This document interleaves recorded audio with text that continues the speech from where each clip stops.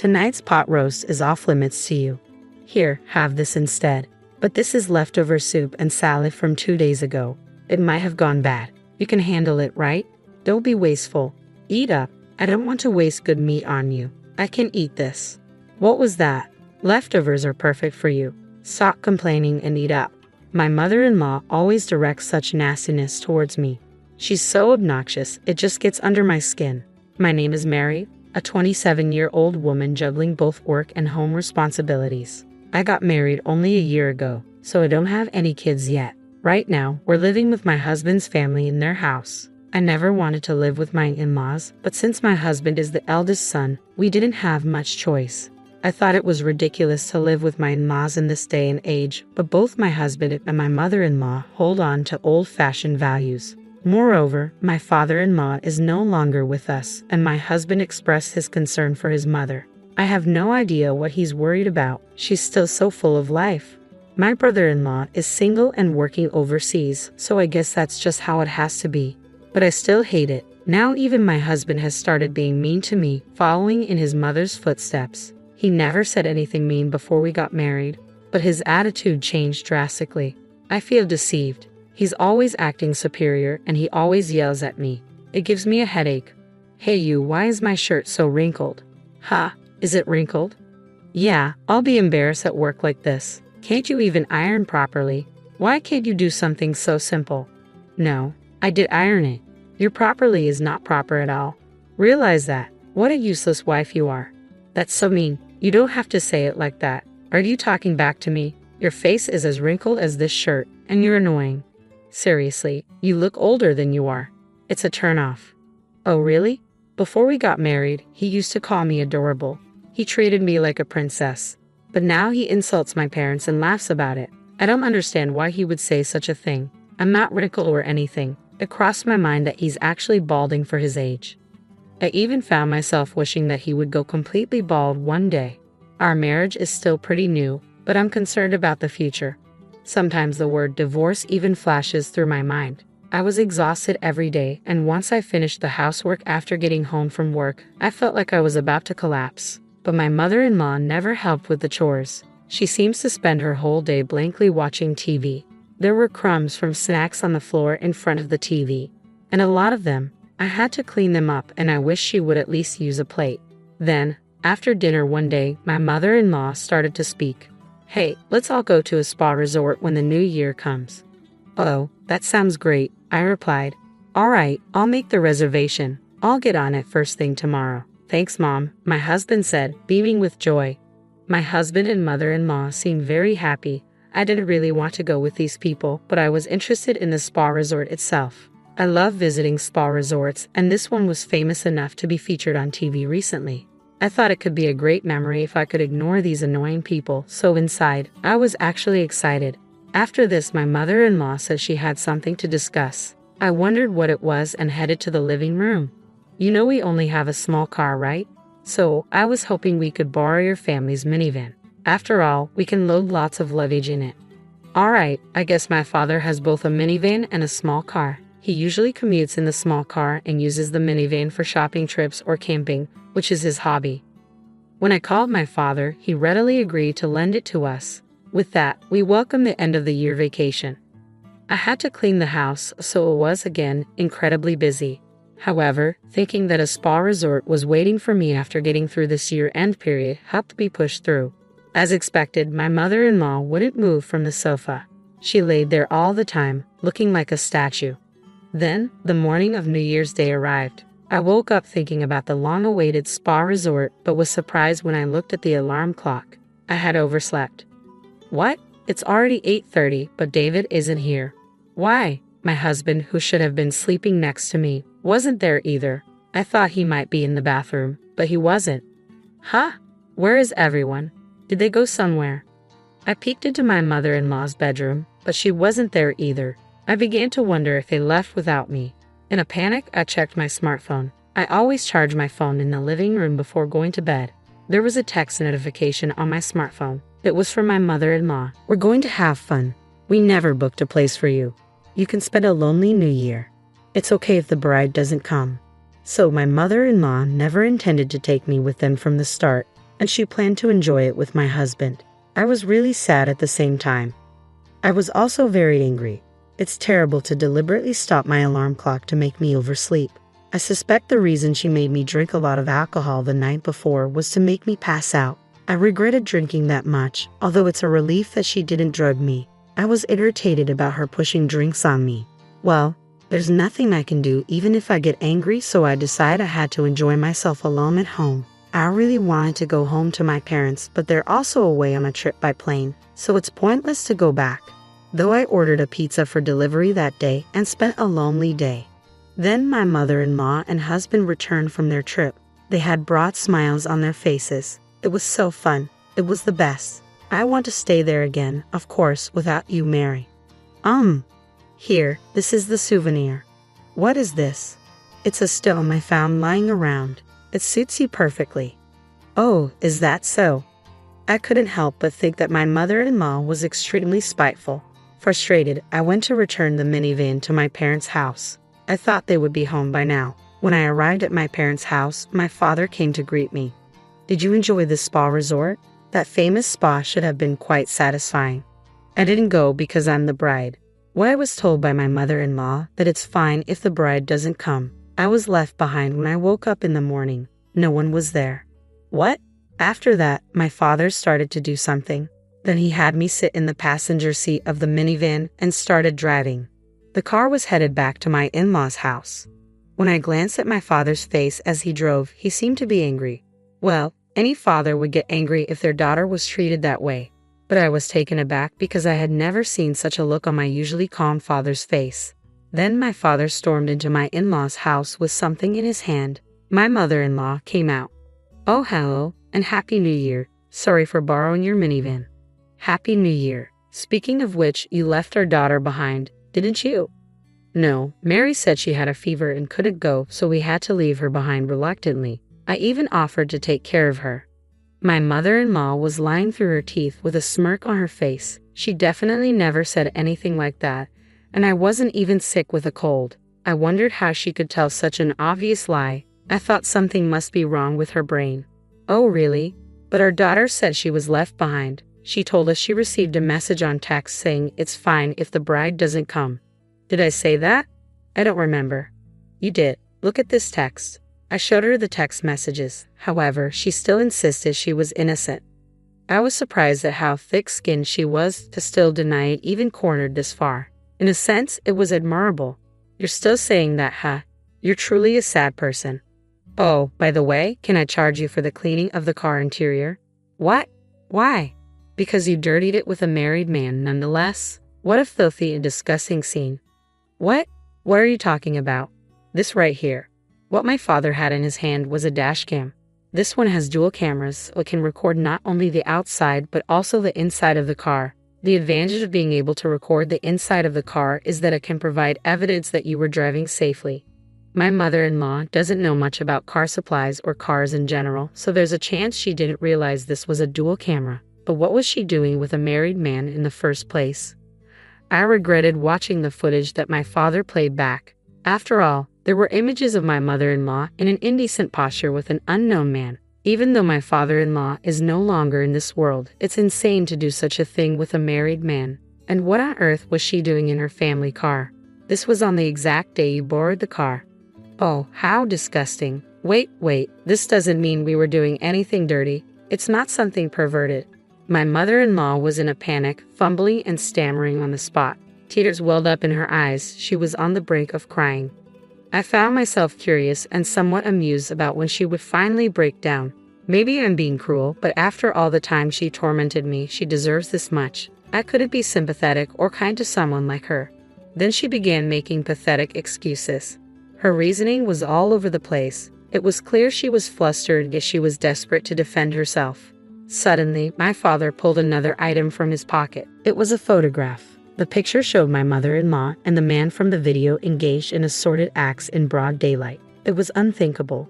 The background of the picture suggested it took place somewhere secluded, but the audacity to do this in the daytime was still shocking. You wouldn't have seen these if you hadn't been mean to my dear Mary. Why do you have that picture? Because I'm a detective, remember? Oh, do you recall now? Look, I've been telling you this all along, haven't I? My father is a detective, which explains why he had such a photograph. Coincidentally, the wife of the married man in the picture had hired him for an infidelity investigation. It turns out the wife of this man hired me to investigate her husband's affair. I was surprised to discover you were the other woman. I was going to inform her next week, but I didn't expect to show you this so soon. Ha! No, I'm innocent. I was just forced into an unpleasant situation. I am not at fault. Please don't tell his wife. It was against your will, was it? You seem to be enjoying yourself. We also have video footage of you whispering sweet words to the man. Do you want to see it? I'm sorry. My mother-in-law collapsed to her knees and burst into tears. I watched her in a pitiful state with a cold glare. Sensing that unusual situation, my husband arrived. I had run out of patience with him too, and I proposed a divorce. I've had enough. I want to end this. Let's get divorced. What? I'll go crazy if I stay in this horrible family any longer, so I'm leaving. Hold on. What will happen to our living expenses if you leave? I was fired a while ago. My husband dropped a bombshell. Apparently, he had been fired at the end of the year. I was taken aback. As he had not told me this despite knowing his job was terminated, he had still decided to go on a spa resort trip. He was a complete fool. I felt I had no choice but to divorce him. I took off my wedding ring and left it there. My husband desperately tried to stop me. Wait, can't you forgive me for not taking you on the spa resort trip? It's not just about the trip. I don't want to be with you or your mother anymore. If you want to live with your mother that much, then go ahead, you mama's boy. Please wait, don't go. I got a lawyer and proceeded with a divorce. My ex-husband seems to be having trouble managing his living expenses now that I'm gone. I thought he should find a new job quickly, but having been fired from his last job for theft, he'll probably struggle to find a new one. His previous company had fired him because he had been caught stealing. Apparently, they decided they couldn't trust him and didn't need someone like that. Unsurprisingly, the wife of my mother-in-law's lover demanded compensation for the affair. She ended up spending all the money left by my father-in-law to settle the payment. I haven't seen my ex-husband or ex-mother-in-law since, but I imagine they're probably living the hard life. It doesn't matter to me anymore. Currently, I'm living alone and enjoying my work. I made the right decision not to have a child with my ex-husband. Now I am enjoying a peaceful life and would be happy if I found a new love if such an opportunity arises. This is my plan to make sure to choose wisely. Hi, Eric. Mommy, you're home. Yay, where's Daddy? Eric felt uneasy when he heard this question. He looked down and said, I'm not sure. What's wrong, sweetie? Are you keeping secrets with Mommy? Eric didn't say anything but continued to look down at the floor nervously. I could tell something wasn't right. I called my husband, David. Where are you? I came for a vacation with our son. I ended the call and we quickly packed our bags and left the house. Hi, my name is Caroline and I'm 40 years old. I'm married to David, who's 42 years old. We've been married for the last 10 years.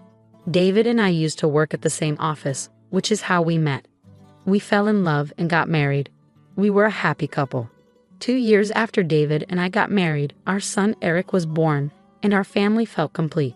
Eric is now 8 years old. Soon after we got married, David found a better job opportunity at a different company and decided to switch. I continued working at the same company, and over time, I got promoted to a senior position.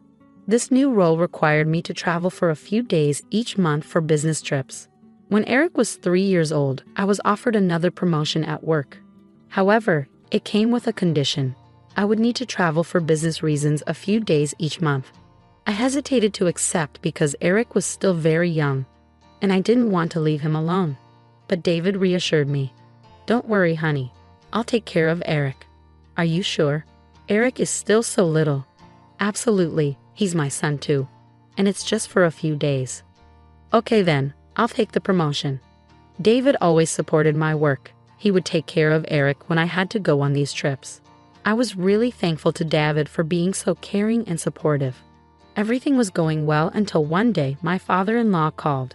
Hey David, I've been thinking about stepping down from the business. I'm getting older and can't handle the stress anymore. Is everything okay, Dad? Yeah, everything's fine. I'm just realizing I'm getting older, you know. It's time for you to take over the business. David, this isn't unexpected. I've let you have your way with everything until now, but this is something you need to do for the family. Dad, you can't make me do this. I'm not making you do anything. Just consider it. How long will you keep working a regular job? The business will give you flexibility later in life. But Dad, you're my only heir. If you don't want to take over the company, I'll have to sell it because I can't handle it anymore. I didn't intend for it to sound like that. Alright, then how about you start by working here for a month and see how it goes? But Dad, you've been running the business so smoothly for years. I'm worried I won't be able to manage it as well as you. You'll learn as you go along. I didn't know anything about business until I started doing it myself. Okay, Dad, I'll give my notice at work and wrap things up there. Even though David enjoyed his job, he knew he would have to take over the family business eventually. He was prepared for it, but he didn't expect it to happen so soon. After David joined the family business, I started noticing changes in his behavior. He would come home late, spend evenings on his phone by himself, and often be away on weekends. This went on for a few months. Eventually, I couldn't ignore it anymore and decided to talk to him about it. David, is everything okay with you? Yeah, what's up? I've noticed a change in your behavior over the past few months. What change? I don't understand what you're talking about. I wanted to address the issue so we could work on it together, but David seemed to brush off any problems. I became frustrated with his dismissive attitude. Don't act like you don't know what I'm talking about. You come home late almost every day. And when you do come home early, instead of spending time with me or Eric, you're glued to your phone. David responded firmly, I'm busy. It's not like when I worked for a company and could finish at 7 p.m. This is my business now. I have to give it attention even after I get home.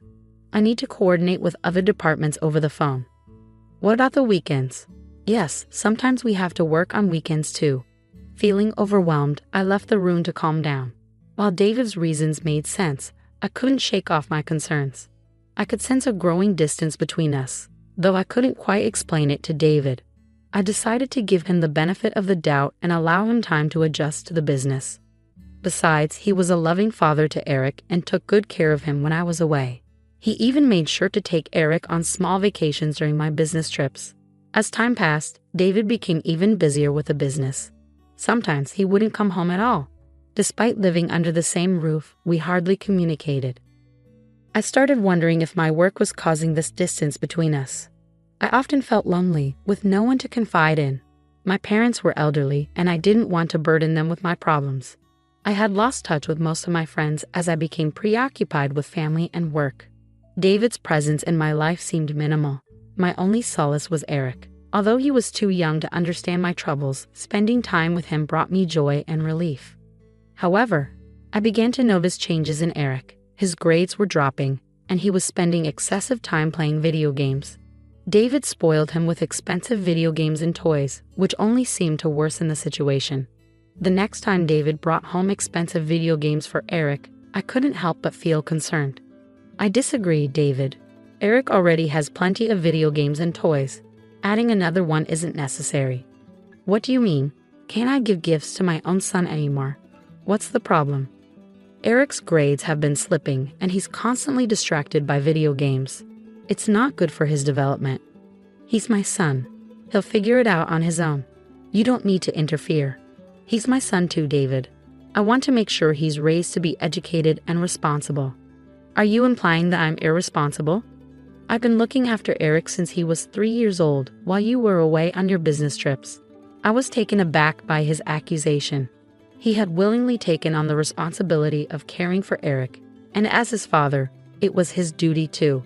But it was you who encouraged me to take the promotion and said you take care of Eric. Yes, I did. You should appreciate my support instead of constantly criticizing me. I've always appreciated your support for me. That's why I'm still here, despite your distant behavior. His words hit me hard, and I couldn't hold back my tears. Please don't try to paint yourself as the victim here. I lost my temper and yelled at him. I'm done with you. I don't feel any affection or gratitude towards you anymore. Taking care of Eric was your responsibility as a parent. I don't owe you anything for that. David shouted back, You're so ungrateful. Women like you can never be happy or keep their husbands happy. It was the first time David had spoken to me like this. Even when we weren't getting along, He had never been cruel. But now, he seemed like a different person. His words cut deep, and I couldn't help but cry. I locked myself in the bathroom and sobbed uncontrollably. Eric overheard our argument. When he saw me locked in the bathroom for a long time, he started knocking on the door, crying, "Mommy, please come out." Eventually, I washed my face, unlocked the door, and hugged him. "Mommy, I was scared when you stayed in there for so long." "I'm sorry, honey. I was just taking a long bath. But your hair is still dry." I chuckled and pinched his cheeks. "You're quite clever, aren't you? How about spaghetti for dinner?" Eric's eyes lit up. Yes, spaghetti. His excitement brought a smile to my face, pushing aside my worries. Meanwhile, David remained on the couch, engrossed in his phone. I prepared dinner for Eric and tucked him into bed. With an early flight for my business trip the next morning, I packed my bags and left a note with my travel details on David's desk. Since our relationship had grown distant, I always left a note with my travel plans for David so he could make arrangements for Eric or take him to my in-laws' house the next day. I went on my scheduled trip, but the recent arguments with David weighed heavily on my mind. I couldn't focus on my work. By the second day, I started feeling feverish and weak, so I decided to cut my trip short. I contacted my manager and explained that I was feeling unwell. They arranged for me to return home immediately.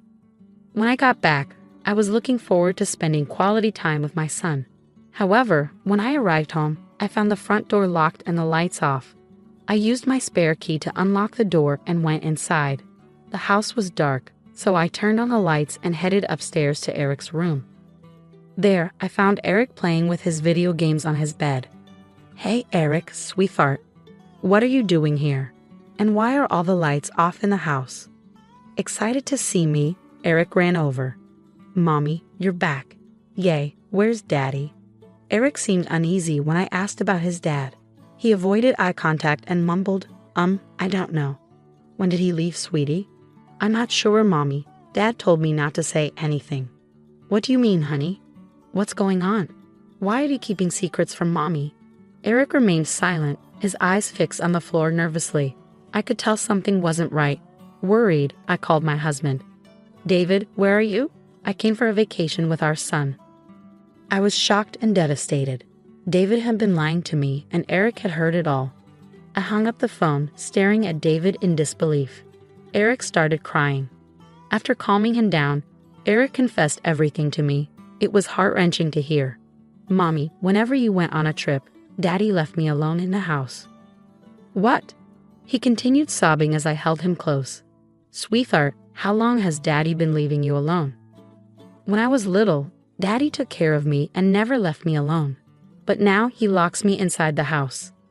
He leaves food in the fridge for me and gives me video games to play." "And when does your father come back?" "Daddy comes home late at night and leaves again in the morning," Eric replied. I couldn't believe what my son had been going through while I was away.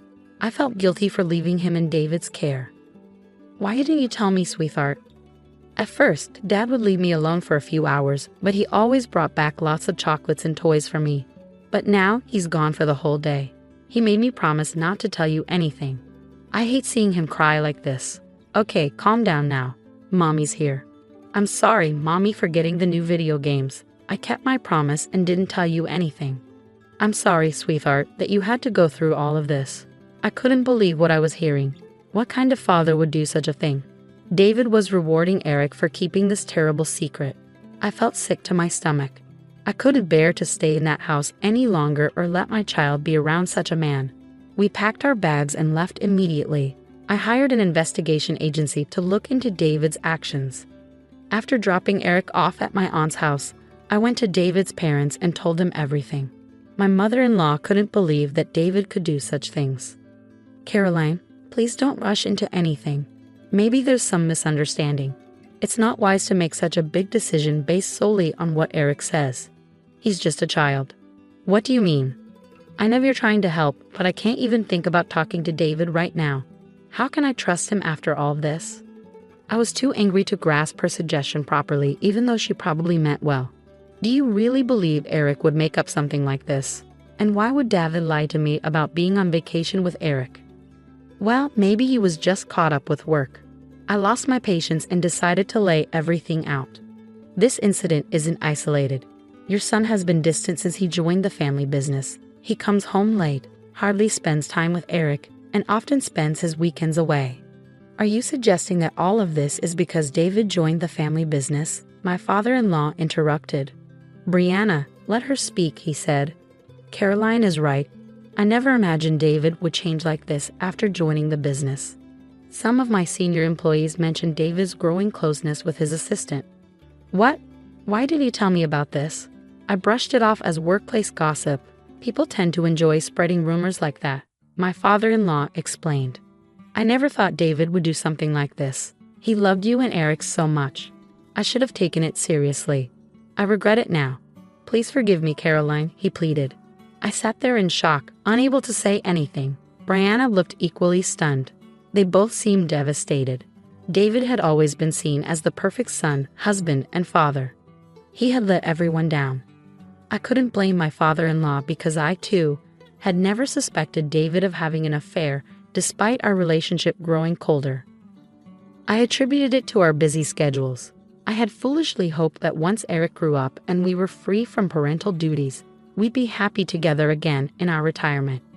But now, everything felt shattered. After leaving my in-laws' house, I started receiving calls from David. I assumed my in-laws had spoken to him. I ignored his calls and blocked his number. I stayed with my aunt for a few days while searching for a new place to live. Eventually, the investigation agency sent their reports, confirming my suspicions. David had indeed been having an affair with his assistant, Lily. He would skip work and spend the day at her place whenever I was away.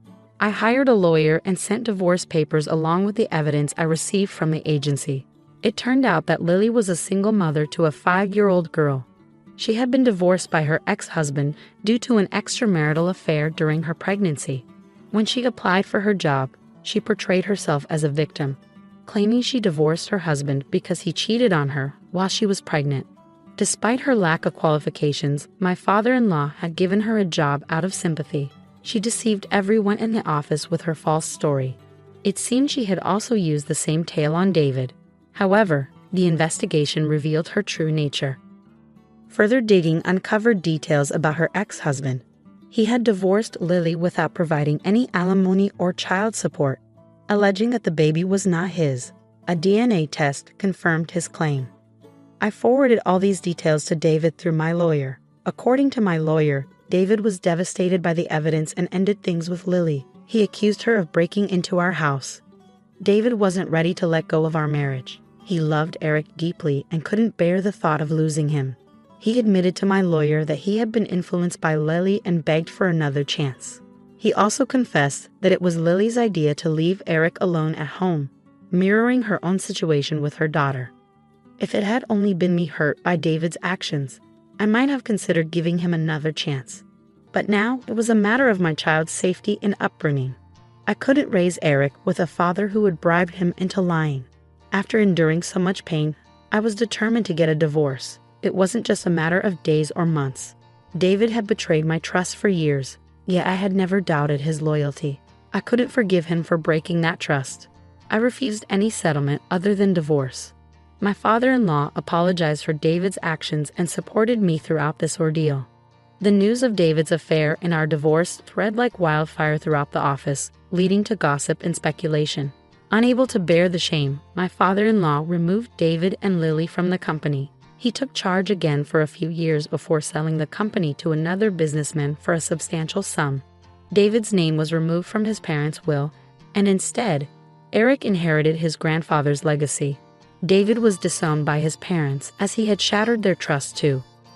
David relocated to another part of the city where he faced judgment from the community for his infidelity with his assistant. Meanwhile, I transferred to a different department where I didn't have to travel as much. This allowed me to balance my work and home life more effectively. I hired a full-time nanny to care for Eric, ensuring he received the attention and care he deserved. I'm considering leaving my job in a few years. I've saved enough for my retirement and want to enjoy life to the fullest with my son. My greatest wish is for Eric to grow up into an educated and responsible individual, and I'll do everything in my power to ensure he receives the best upbringing possible. Hi, I'm Jenna and I'm 40 years old. I've been through a lot with my in-laws mistreating me like many other women have. But my experience is unique because I found a way to stand up for myself. I want to share my story to help others facing similar struggles. It all began when my husband told me, "I have something important to tell you." "What's wrong, honey? Is everything all right?" "No, I'm scared. I saw my mom and sister do something really bad." "What? What did they do?" "I finally understand. I don't think these women have your best interests at heart, and I'm truly sorry for not believing you before." Micah was talking about all the times when Gladys and Hannah, my mother-in-law and sister-in-law, treated me unfairly. They would ruin my outfits for special events, mess with my food and drinks to embarrass me, and even spread lies about my successful business, all because they resented me for marrying their son and brother. I had complained to Mako about their behavior countless times, but he never took me seriously. However, in this moment, he finally did. "Well, what changed your mind?" "I saw this." Mako showed me security camera footage from our business. My husband and I sell crocheted items, like baby clothes and purses. It's a business I started and have been passionate about, but Gladys and Hannah always tried to discourage me from pursuing it. "Are you sure you should be involved in this business? It's not going to succeed, especially with your lack of expertise." "Excuse me?" What she means is that you're not capable enough to handle this business.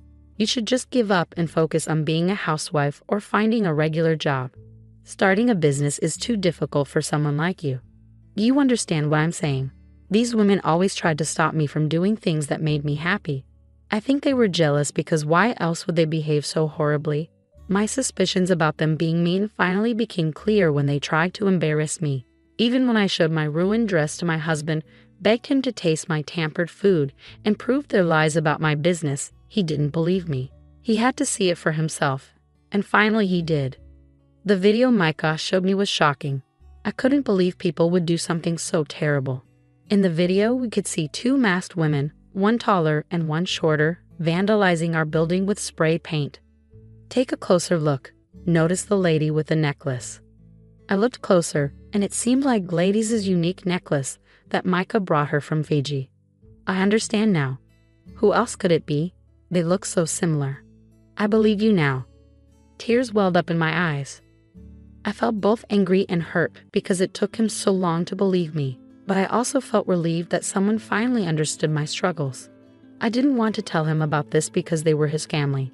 I couldn't just speak badly about them or take them to court for the damage they caused. But I did want to get back at them, and I had been thinking about how to do it for a long time. Suddenly, Micah's phone rang, and it was Hannah. "Speak of the devil, right?" He answered and talked to her for a bit. When he hung up, he said, "So Hannah just told me that Uncle Peter is back from his trip, and Mom wants to have a big family gathering since a lot of people are home for the summer." "Okay, when? This weekend?" "Are you going to talk to them about what we saw in the video?" "I want to, but it's hard for me. They're my mother and my sister, you know. But if you want to confront them, I'll support you in any way I can." The weekend arrived and Micah and I got to Gladys' house early to help prepare for the big family gathering. Uncle Peter was everyone's favorite, so his return after a long absence would be a special occasion. When we arrived, I noticed that both Hannah and Gladys' attitudes changed from happy and smiling to jealousy and disgust. "Oh, you two are here early." "Yeah, Mom, we wanted to lend a hand. We know there will be a lot of guests today. Aren't you sweet? We're happy to help." As I spoke, Hannah and Gladys both turned their gaze toward me, giving me looks as if I had done something wrong. But they couldn't prove it yet. "Oh, Jenna, it's awful that your lovely business was vandalized like that. I saw it on my way here. Such a tragedy." "Absolutely dreadful, indeed.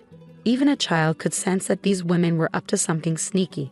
Despite their outward concern, they seemed unusually cheerful, almost gleeful. I even caught them trying to suppress a laugh. But I had to stay quiet. I didn't want to cause a scene just yet. I was determined to get my revenge at the right time, so for now, I bided my time. I know it's just terrible.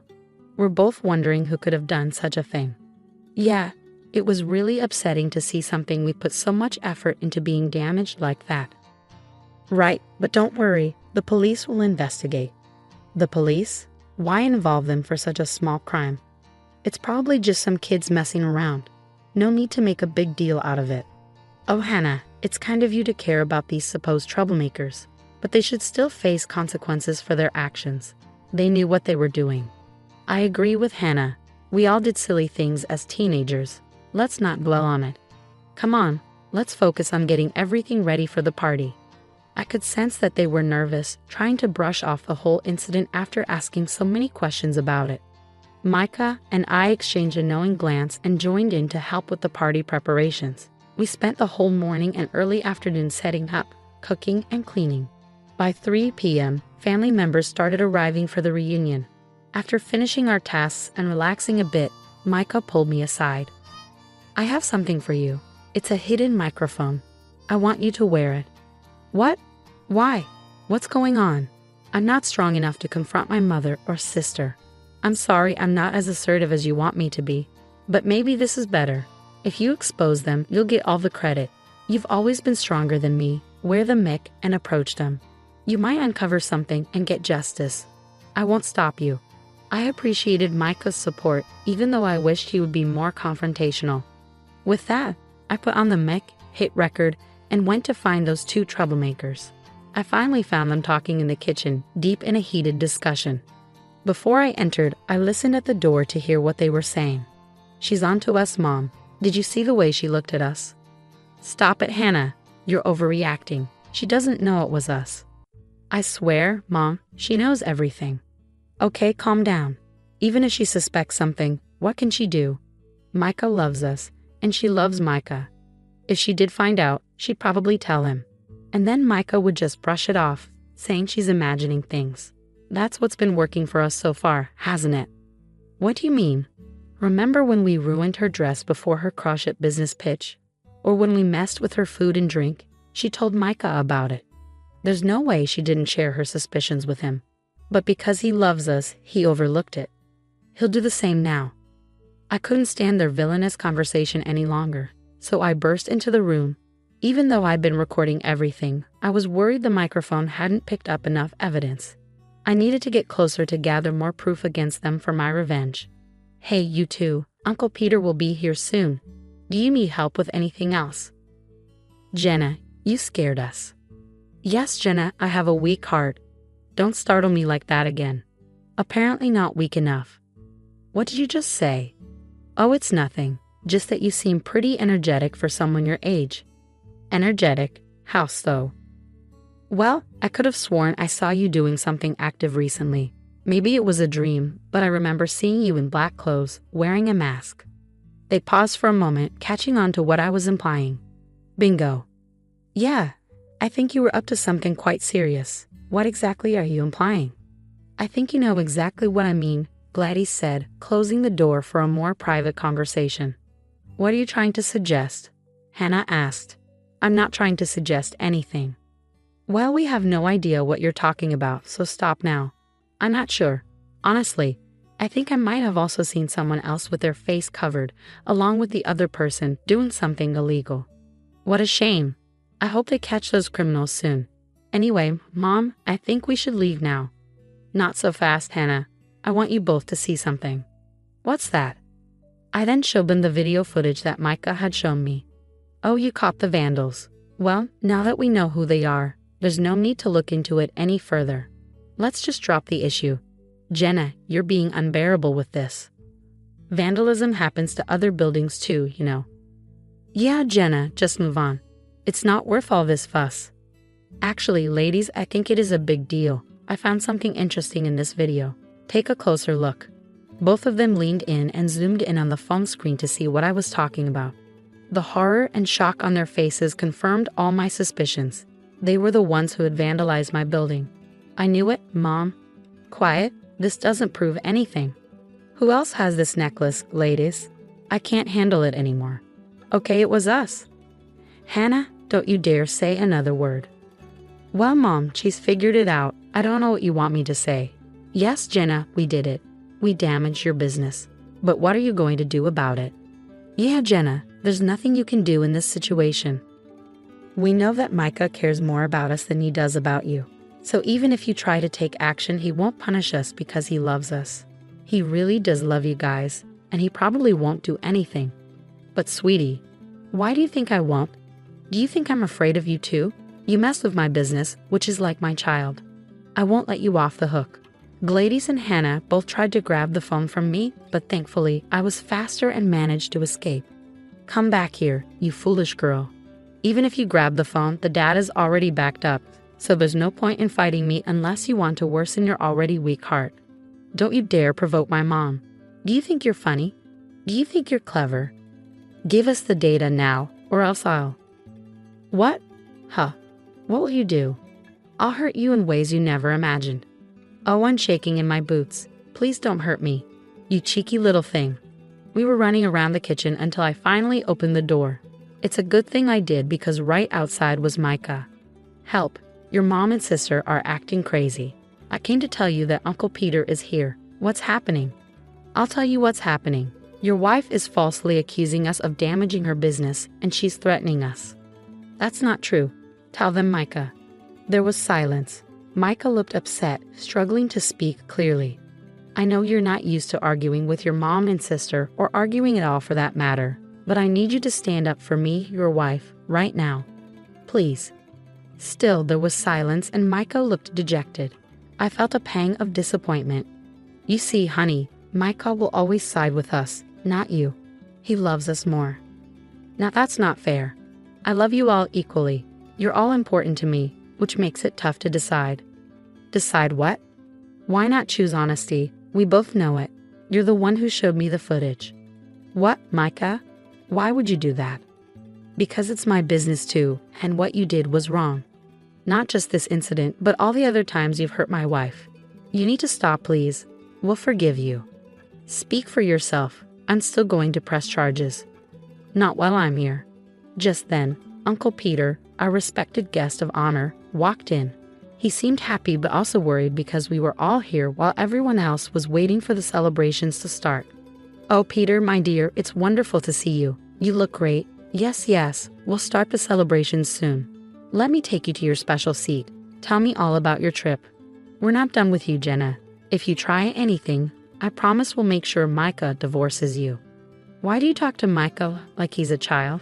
He's a grown man who can make his own choices. He wouldn't divorce me just because you tell him to, right, honey? You see, he hesitated, dropping his head for the second time in 5 minutes. I really did date a wasp. I stormed off angrily and went to the big dining table where about 30 people were sitting. I sat down, seething but trying to stay calm. Soon after, Micah and Hannah joined me. But I stayed quiet, even though Micah seemed like he wanted to say something. I was too angry at him. Eventually, Gladys and Uncle Peter arrived, and we all celebrated. Despite the uncomfortable fight earlier, the festivities began. While we were eating, my anger boiled inside me, and I couldn't hold it in any longer. Attention, everyone. I have something important to say. There are 2 people here who have always hated me, who tried to make my life miserable. Some of you might already know, but I'll make sure you all understand. I played the recording from our earlier argument for everyone to hear. People gasped and looked shocked at what they were hearing. Hannah and Gladys were frozen in their seats, denying everything and accusing me of lying. The dinner turned chaotic. I yelled at Gladys and Hannah, and they yelled back. The other adults at the table tried to figure out what was happening. Micah, as usual, stayed silent. That is, until he heard sirens, and then everyone went quiet. The police were on their way to the house. What have you done, you wretch? I'll get you. I didn't do anything. I did. I'm the one who called thee. Mom, Hannah, you need to face the consequences for what you've done. I called the police on you, and they have a warrant for your arrest, because I secretly recorded the conversation that Jenna played for everyone. We've all seen how Mom and Hannah treat Jenna, but none of us said anything, especially me. Jenna is my wife, and from now on, I'm standing by her side because she's been proven right.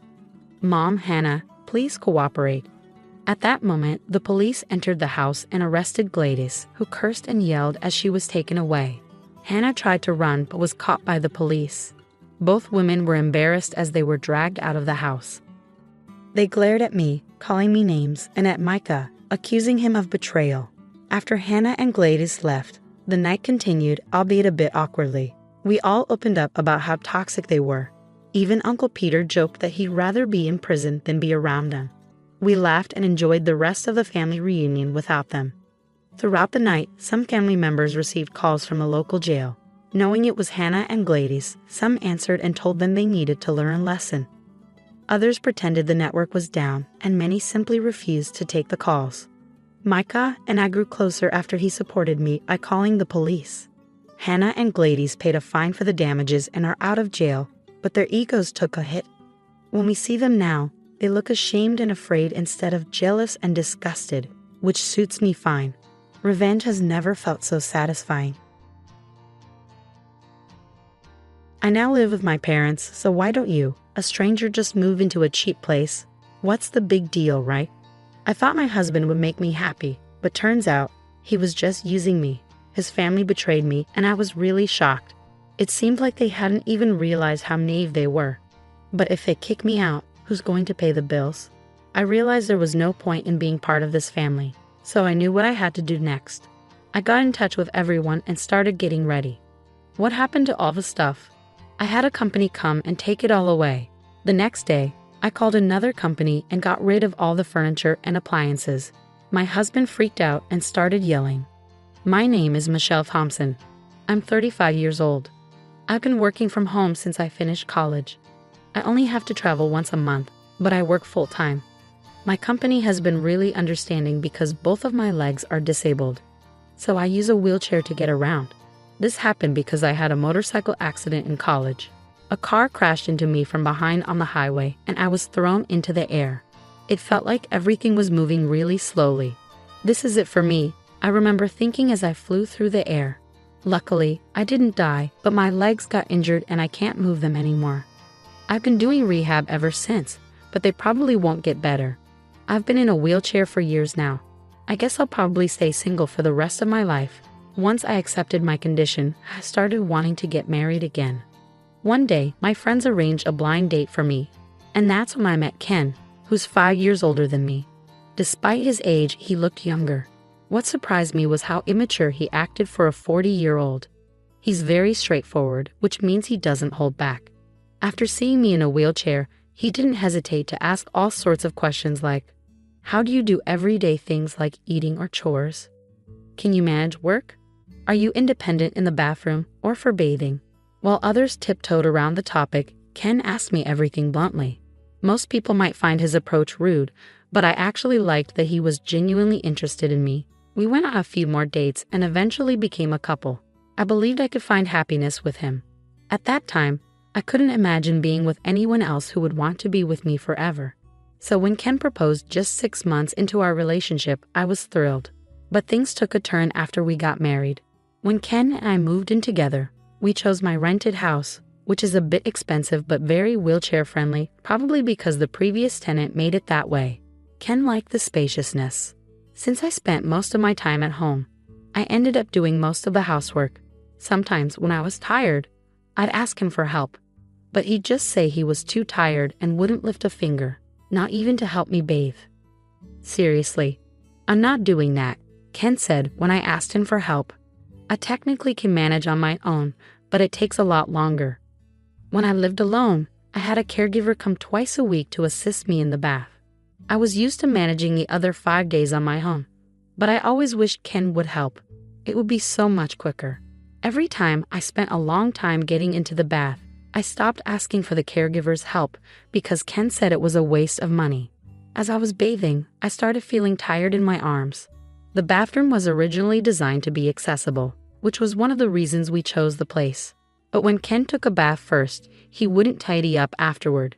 He'd leave the bath bucket out and shampoo bottles on the floor, which made things even more difficult for me.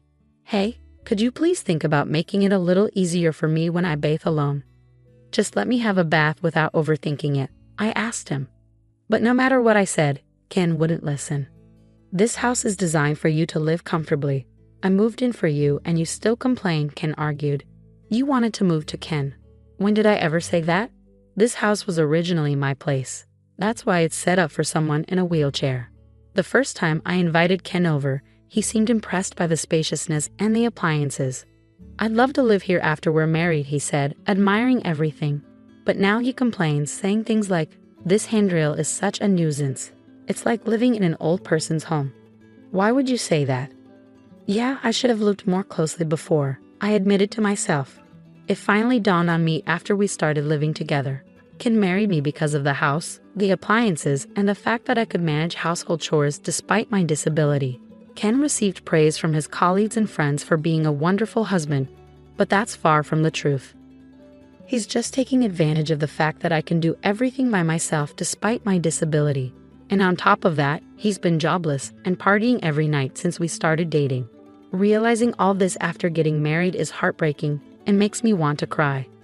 But despite everything, I haven't broken up with him. I keep telling myself that there must be some love there since we got married, right? Hey, can you give me some allowance? Ken asked. You received some just the other day, didn't you? I replied. Yeah, but I've already spent it, Ken admitted. Slowly, Ken started to depend on me for money without putting in any effort to work for it. I decided to reach out to Ken's mother for advice. Ken doesn't seem interested in working. What should I do? He's always been hardworking. Maybe he just needs a break. Even though she told me I could talk to her about anything, she always sided with her son. She'd say, it's natural since he's an only child. But I wasn't convinced. Since I've lost both my parents, I have no other family to turn to. I felt completely lost.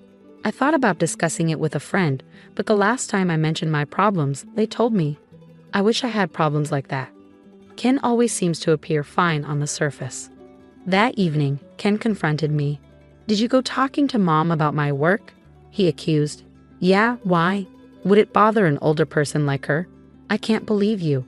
I responded. Seriously? Well, maybe you should work so I don't have to worry, I retorted. Ken stormed out after that. It's typical of him. He always leaves when things don't go his way and then returns drunk early in the morning. I'm back, babe, he slurred. It's early, don't disturb the neighbors, I cautioned. Keep it down, I added. Shut up. Don't boss me around, he snapped back. When he's drunk, he's out of control. All I can do in situations like these is stay quiet and endure it. I think I'm reaching my breaking point. I began to entertain the idea, but the thought of facing loneliness again was heart-wrenching. I was torn between enduring the current situation or spending the rest of my life alone. The idea of divorce started to weigh heavily on my mind. Then, out of nowhere, Ken brought up the idea of living with his parents. What? You mean they'd move in here? I asked, surprised. No, they'll move in here. Ken replied as if it was already decided that they would move in, without even discussing it with me. While I understand the desire to be close to aging parents, both of Ken's parents are still healthy. I couldn't understand why they would want to leave their own home to come live with us. Do they really need to stay here? It's going to be crowded with 4 people, and I work from home, so it'll be inconvenient. I expressed my concerns. You're always thinking about yourself, huh? I never thought you were this selfish, Ken accused. I'm just saying, why do they need to move here when they have their own place? Our place is bigger, more modern, and has all the conveniences. Plus, it's accessible for elderly people, I reasoned. If Ken's parents moved in, I'd have to be on my toes during work hours. Ken is rarely home, but his parents would likely be around a lot since they're retired, sharing the bathroom, kitchen. I already move slower than most people, and I could easily imagine the strain of such a living situation. Can I have some time to think? I asked. You better hurry up. We don't have much time, Ken replied curtly. Despite Ken's insistence that there wasn't much time, he wasted no time in bringing his parents over by the weekend. It seemed like they had already discussed this move extensively. You know, I've been thinking, maybe you should consider moving to a facility, Ken suggested. What? I couldn't believe what I was hearing. A facility for me? I was taken aback. Yeah, it's a good idea, right? You have your own limitations, right? In a facility, they take care of everything, Ken explained. It seemed like he wasn't just considering his parents moving in, but also the idea of sending me away. I'd visit you from time to time, he added casually. That statement jolted me awake. If not now, then when? Ken, what do you think I am to you, huh? You're my husband, right? Would you really tell your beloved wife to go to a facility? I confronted him. Hold on. When did I say I love you, Michelle? Ken's response made my anger boil. It was becoming increasingly clear that Ken was using me. Hadn't I known it all along? Wasn't it my fault for letting things get to this point? I felt like I needed to draw a line. Then, to my disbelief, Ken uttered even more shocking words. In this house, I'm going to live with my parents. You, an outsider, can go live in some cheap facility, he declared. What'd you just say? I looked to his parents, hoping for some support, but they just had unsettling grins on their faces. Why are you laughing? I demanded. What's the big deal, huh? Ken's parents responded with indifference. It seemed like things had been escalating too quickly lately. I couldn't shake the feeling that maybe they had their eyes on my home even before we got married. I knew I had to act fast and get these people out. Please leave, I said firmly. What? Leave now, I reiterated when they hesitated. How can you talk to my parents like that? Ken snapped, his anger boiling over. It was like I was seeing the real Ken for the first time. He was yelling at me with such fury. If he cared so much for his parents, why didn't he work hard and build them a house? Why did he have to take mine? My head felt like it was on fire. It's okay, Ken. Michelle must have been shocked since we came unexpectedly. His mother intervened. We just came to check the place today, his father added. Yeah, we need to check before moving in. Looks like there are more appliances than last time. Seems comfy to live in. It became clear they were here to stake a claim on my home. I took a deep breath, trying to calm myself as I filled my lungs with oxygen. Then, a sudden question popped into my mind. If I leave, how are they planning to survive? His parents are on a pension, and Ken's just a part-timer. I'm covering all the rent and living expenses. Who's going to pay the $2,800 a month? Do his parents think Ken's earning the living expenses? I voiced my concerns, but they were ignored as his parents cheerfully left. Ken followed them. I'm going to stay at my parents' tonight. Hold on, we need to talk, he said as he left. There's nothing to talk about. I, the man of the house, have decided. I won't change my mind, he declared before leaving me alone in shock. But I couldn't just stay like that. I immediately called a real estate agent I knew. Ken didn't return that night, probably celebrating with his parents. I quickly sorted out essential and non-essential belongings. When Ken returned the next day, he saw the organized stuff and laughed. Oh, started packing. Found a place to move to already? Ken asked, surprised by my swift action. Yes, I have, I replied, handing him a card. And here's the card of a divorce lawyer. Here you go, Ken. From now on, let's communicate through the lawyer. A divorce? Why? If you're kicking me out, there's no point in being married anymore, right? Ken tried to reason. Ken seemed taken aback by the mention of divorce. You can't live without me, right? He added, almost as a question. I don't understand what you mean. Who else would marry you? Ken responded, his arrogance showing. I can live on my own, but you said you wanted to get married. I reminded him. It was only then that I realized how arrogant and overconfident Ken was. He approached me thinking I was a lonely, disabled single woman. I'm independent, have money, and never struggle with my living. Plus, I stay home all the time, so I handle all the chores for him. I'm the ideal woman. Money keeps coming in even if he doesn't work. He thought I wouldn't leave because I couldn't find anyone else. That's why he was shocked when I casually brought up divorce. Why? You know, if you divorce me, you might be single for the rest of your life, Ken warned, revealing his insecurity. Well, if it means living a married life with you, I'd rather be single forever, I asserted. Whether I spend the rest of my life alone isn't for you to decide. I added, my usually submissive demeanor giving way to defiance. Ken seemed flustered, and I could tell he was panicking. I never thought he was such a weak man. I realized I had been putting up with him for far too long. Once I made the decision to divorce him, I felt a weight lift off my shoulders. I had been too focused on getting married. Anyway, you don't have to move out right away. I didn't mean to rush you into a facility that soon, I said. Oh, it's fine. I'll do as you wish. Don't worry, you won't find a place that fast. Think it over, okay? Ken replied, trying to regain control of the situation. I've already secured a place, so it's all right, I informed Ken. What? Wait a minute, isn't this too soon? Ken responded, clearly taken aback. I observed Ken's shifting attitudes from smugness to panic. Dealing with him was becoming increasingly irritating as I calmed down. The facility staff are informed and know about my situation, so everything's fine. I reassured him, determined to move forward with my decision. When did you even set all this up? Were you preparing all along? Ken asked, clearly surprised by my sudden revelation.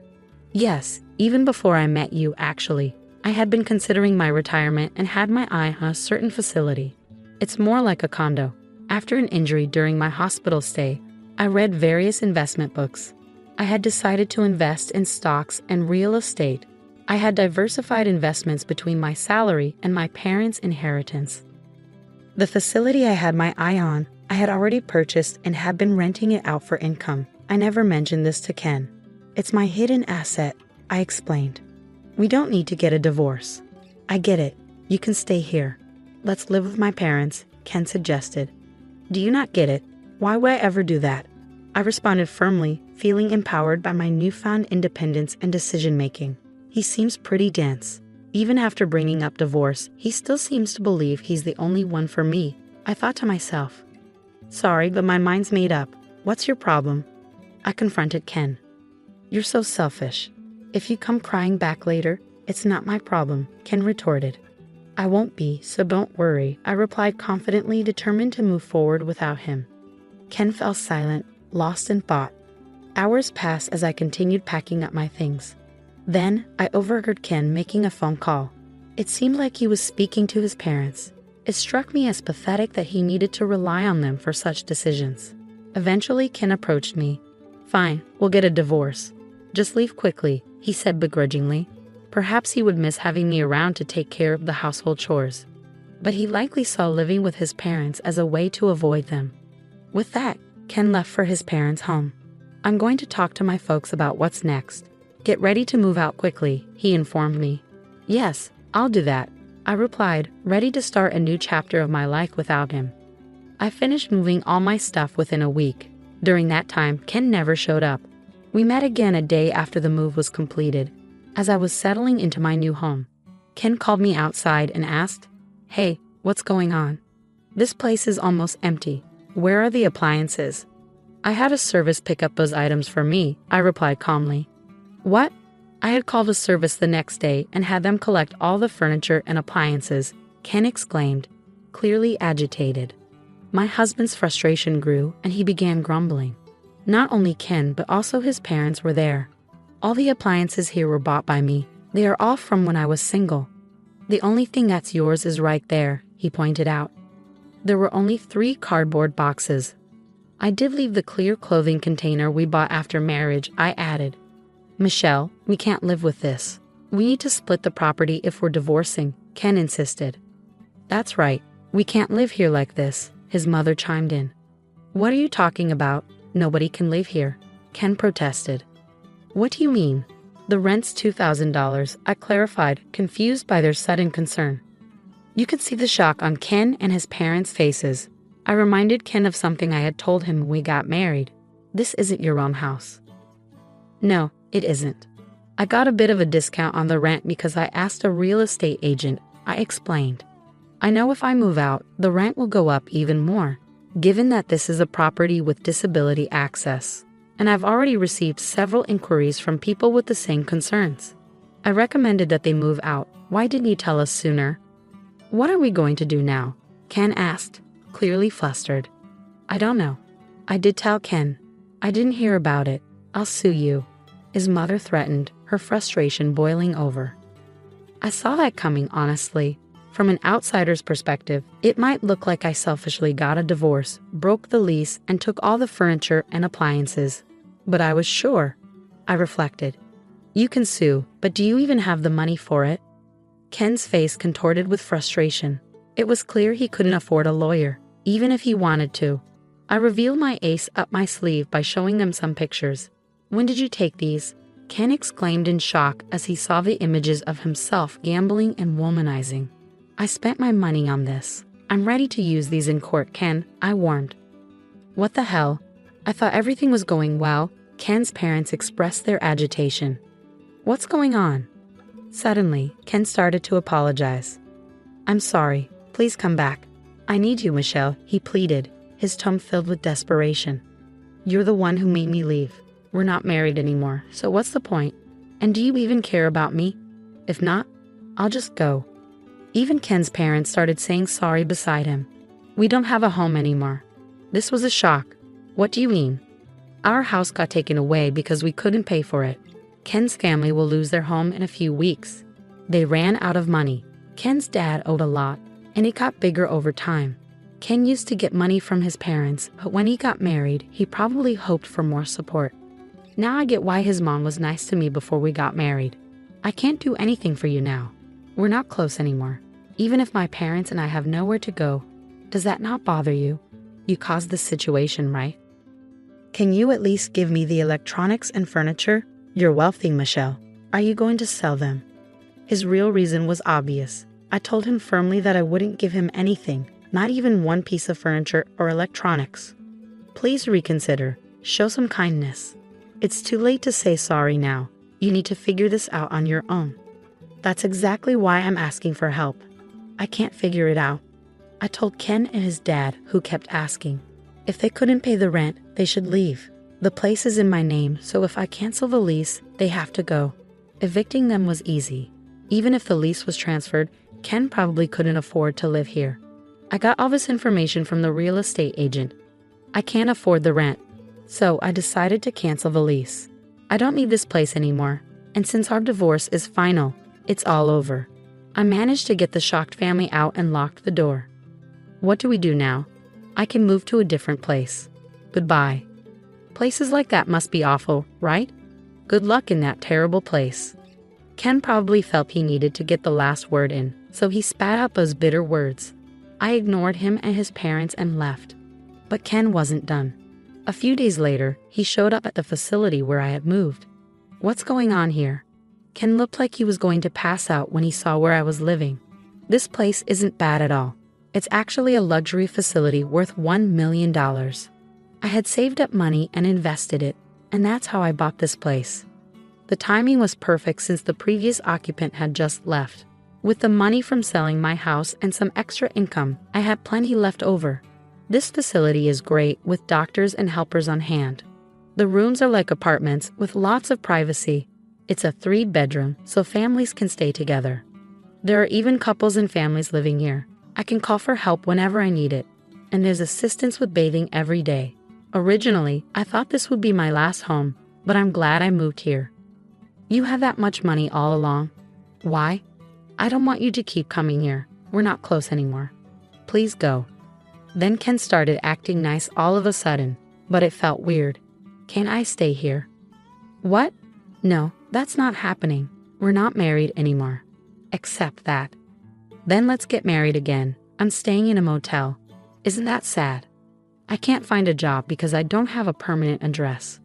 At the motel, Ken is smooth with his words. It seems like he's forgotten about his own parents. In the end, he's only thinking about himself. Why don't you take a good look at yourself? It's sad to see you living off your parents at your age, being dependent after marriage, and now begging for help. Ken's face turned red. Aren't you embarrassed to be relying on your ex-wife? Look, everyone's watching, right? Residents peeking from their balconies were indeed watching. Actually, I had asked them beforehand to keep an eye out if my ex-husband showed up. I always expected him to come back for some reason. The residents were really helpful. They purposely looked at Ken with sympathy. It's like watching a real-life drama. I want to applaud them. Ken finally noticed the stares and seemed to realize how embarrassing his behavior was. I won't bother you anymore. With a pale face, he muttered those words and left. I doubt he'll come back here again. Later, when I went out, I bumped into my mother-in-law working at a supermarket checkout. My father-in-law worked as a janitor and my mother-in-law was a cashier. As soon as she saw me, she turned away and tried to hide. She was being scolded by a younger employee for her behavior. Ken was introduced to a job by someone he met at the motel cafe, but it turned out to be a poorly paid job where he was being taken advantage of. Meanwhile, I often host home parties and enjoy my life with others from the same facility. I've also made friends with other wheelchair users. If I had known such a supportive community existed, I would have moved here earlier. I make time for physical therapy sessions, and my current goal is to regain the ability to move my legs on my own. Overall, I lead a fulfilling life, both at work